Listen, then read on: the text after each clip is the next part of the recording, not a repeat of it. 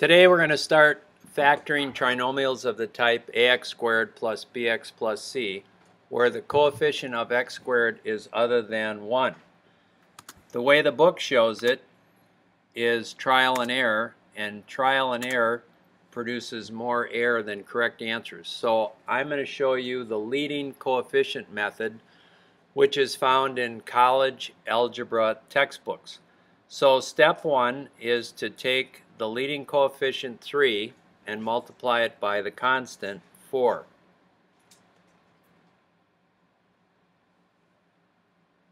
And just for this step, drop the 3, and this trinomial that you've created, x squared plus 8x plus 12, we are going to factor that.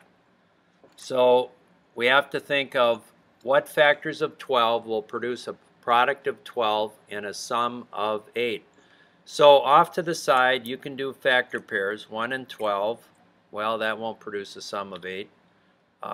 2 and 6, that will do it. So if we factor it, we have x plus 2 times the quantity x plus 6.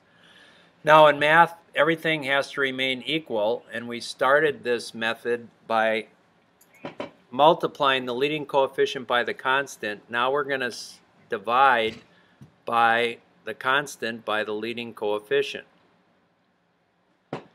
And if you remember from earlier factorings, it is the denominator times the variable plus the numerator, and 6 over 3 can be simplified plus by to 2, and so we've just factored it, the 3x plus 2 times the quantity x plus 2, and we want to check it by multiplying the first term times the two terms in the second set of parentheses. So we have 3x squared plus 6x, then we'll distribute the 2, plus 2x plus 4,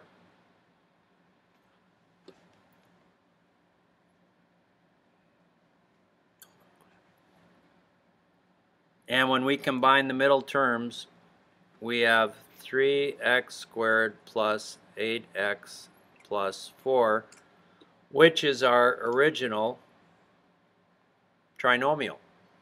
So it's the method. It's a 4-step method. It always works. You can check your answer.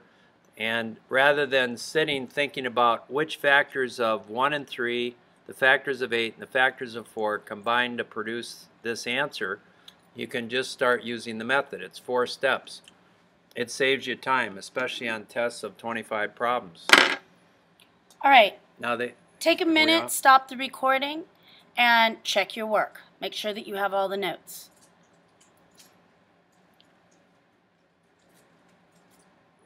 And the kids love it, because when they see it on a test, they just start working instead of staring off into space thinking of factor combinations. You want to do another problem? All right, so now we're going to go do another practice problem. And let's take a minute and see if you can remember the first step. Okay, the first step is multiplying the leading coefficient times the constant, and for one step dropping the leading coefficient. So we have x squared minus 11x minus 12. Now you notice we have two negatives here. So we're going to have to get factors of 12 that are 11 apart. So let's do factor pairs. 1 and 12 are 11 apart. So we're going to have x minus 12. The larger factor goes with the sign of the middle term, and x plus 1. So let's just check this for a minute. Negative 12x plus x is negative 11x. Negative 12 times 1 is negative 12. Now, we're going to bring back the leading coefficient and divide the constant by the leading coefficient. So we have the quantity x minus 4, and now it's denominator times variable plus numerator. And you can check this answer by multiplying, and we have 3x squared plus x minus 12x minus 4. And if you combine the middle terms, you have 3x squared minus 11x minus 4, which is what we started with.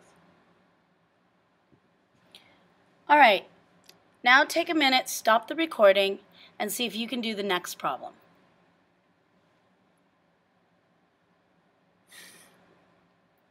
All right, now check your work. Okay, let's do this quickly. It's the leading coefficient times the constant. Drop the constant for this next step. Then we factor this trinomial, and because we have different signs, we want factors of 20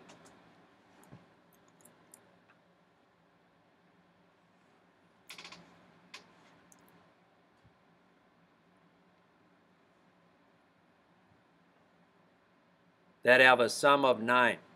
So the middle term is negative, so it'll be x minus 4 times the quantity x minus 5.